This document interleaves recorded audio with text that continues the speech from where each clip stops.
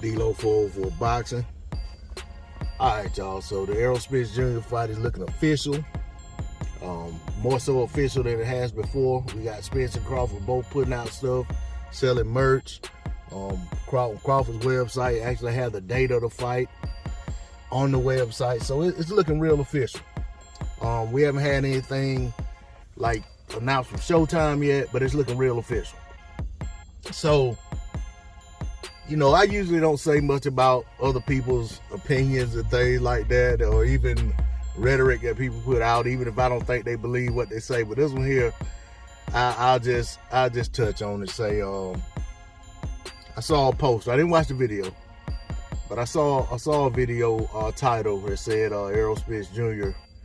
No, excuse me, said Terence Crawford, basically something like Terence Crawford has no chance to beat Errol Spence Jr. with Bo Mack in his corner. I'll say this: it's hard to argue with success. Terence Crawford, his success and his rise to where the heights that he's reached in the sport of boxing, he's done that with Bo Mack. He also has other guys in the corner as well. But that core, that nucleus, that team has gotten him to the heights that he's reached. Heights that Errol Spence Jr. has yet to reach in terms of accomplishments in the sport. Now, if you ask me who I think wins the fight between Terence Crawford and Errol Spence Jr., I've maintained for the last several years that coming out of that Jose Benavidez fight, once I realized Terence Crawford was really a welterweight, I've had Terence Crawford beat Errol Spence Jr. I feel like skills to skill, I've always thought Terence Crawford had some of the best skills in the sport. Now, when it comes to the corner, I think his corner works well for him. I think he listens to him. But at the same time, I think Terence Crawford is the type of fighter that really doesn't go to the corner for instruction. I think Terence Crawford knows how to make adjustments inside the fight, inside the round. He doesn't need to go back to the corner and say, this is what he's doing. What do I need to do to negate that? He's not looking for that in the corner.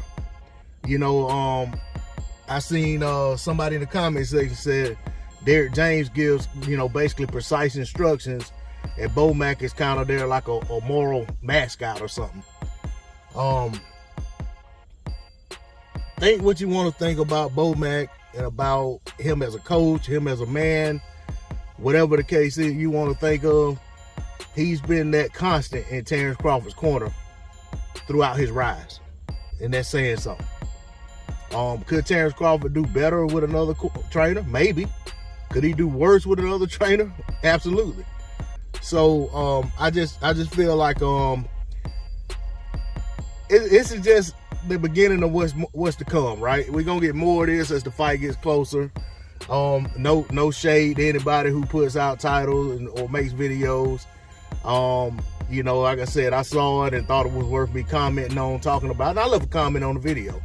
But y'all know me, I don't like to use people's name in videos because a lot of times people take that the wrong way and it turns into something that I don't have time for, because I'm not that type of person. I'm not gonna get on the internet and go back and forth with you. You know what I'm saying? But in reality, and when it comes to the fight, a great matchup. I've always thought it was a great matchup. I always thought it was a 50-50 type fight. I'll never look at anyone like they're crazy if they think Errol Spence Jr. beats Terence Crawford. If they think Errol Spence Jr. stops Terence Crawford, I'm not gonna look at them like they're crazy. And vice versa. You know what I'm saying? This is a fight that could have a very broad range of outcomes. I mean, it could very well go to a 12-round decision. It could end in a draw. It could end in a knockout for either guy. It could end in it could be a fight where both guys touch the canvas at some point. It could be a very high intensity match where it's like a fight of the year type match. And it also could be a kind of dull match. It just depends on, these guys have so many different ways that they can win a fight or be competitive in a fight that you just don't know what you're gonna get when the two match up. I would like to think that with us waiting as long as we have, that it's going to be a very intense affair, and it's going to be, you know, a lot, for lack of a better phrase, something you hear often is high speed chess match. So, you know, something like that, because both of these guys are thinkers in there. They're not guys that just go out there and just wing it. So we definitely in for a treat, in my opinion. Now, as for the trainer, like I said, the trainer conversation was basically the genesis of this video.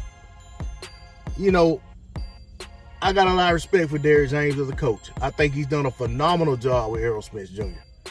I don't think Errol Spence Jr. reaches the heights he's reached if he didn't link up with Derrick James. Maybe he would have, maybe he wouldn't.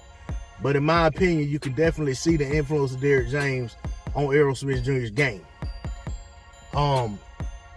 When it comes to the trainer advantage, I mean, if one wants to say that Derrick James is a better trainer than Bo Mack, based on the accomplishments of his fighters, then I would say they're probably right. You know, Bo Mack's only had, you know, he's had a few champions, but he's one guy that has consistently been there at the top and kind of stayed there. You know, right there hovering around the top of the sport. Whereas Bo Mack has a couple, you know, and now he's taking on some more guys that are, you know what I'm saying, that are there. But at the end of the day, this is the way I look at it. If Errol Spence Jr. had Eddie Futch and Emmanuel Stewart in his corner and Derrick James holding the spit bucket, he still would be in for a tough fight versus Terence Crawford with Bo Mack in his corner and Red Spikes, and I forget the other guy's name, but he still would be in for a tough fight, and he still would have a good chance of losing that fight. He would have a good chance of winning.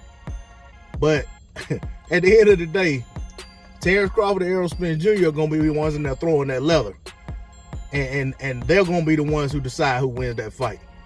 The corner, I'm not going to say the corner's going to be inconsequential, because if one of these guys get hurt, that's when the corner is really going to come into play.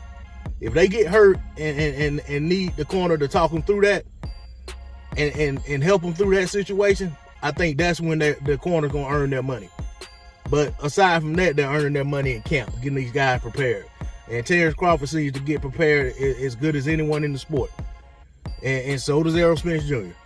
So credit to both camps, credit to both training corps, training groups they got and working with them. And you know, best wishes to the combatants. Let's hope this fight makes it to the ring. Let's just hope for that, because we've been on this ride for several years now. That's all I got on it. D-Lo 404 Boxing. Like, share, comment, and subscribe. I'm out. Peace.